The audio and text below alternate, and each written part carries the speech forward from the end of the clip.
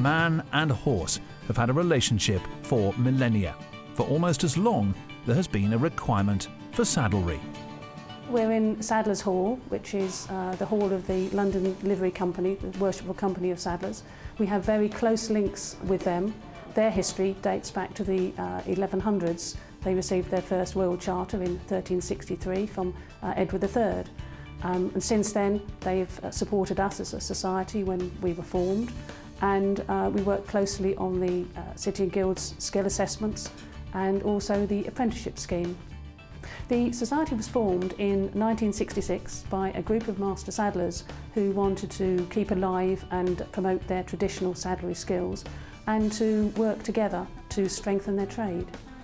It's to promote the industry and to show the public that if they use a society member, then they're using someone who really has got high quality skills and are well trained. The Society aims to ensure and achieve a high quality of workmanship and standards through training and educational programmes. 20 years ago, there was little knowledge about the requirement to have a saddle properly fitted to a horse. The public would quite often just have their own saddle and they'd take it from horse to horse, never mind what their conformation was. In the 1900s, we recognised the need to have formal saddle fitting training, and so we created a qualification and a course that our members can take and so become properly qualified and show that they are proficient saddle fitters. We've got two training establishments in the UK. We're very lucky in having Capel Manor College in Enfield, and we have the Saddlery Training Centre in Salisbury, where saddlers can go to improve their training and to gain their higher qualifications.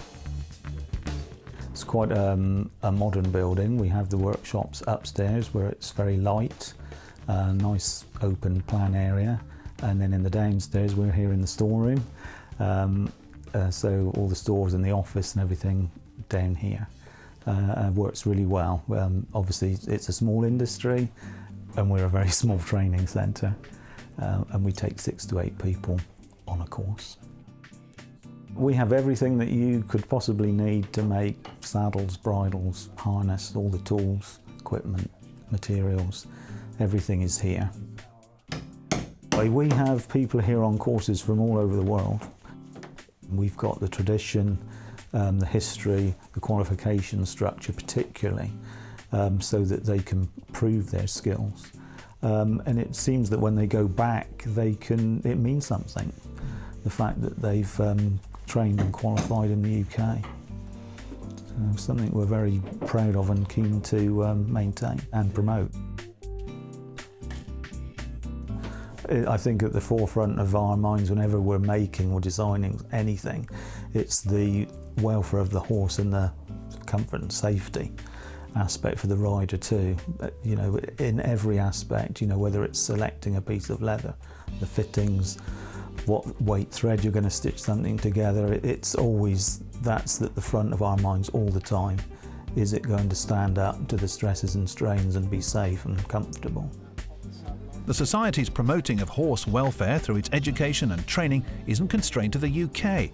Working alongside other equestrian bodies, it is actively involved internationally.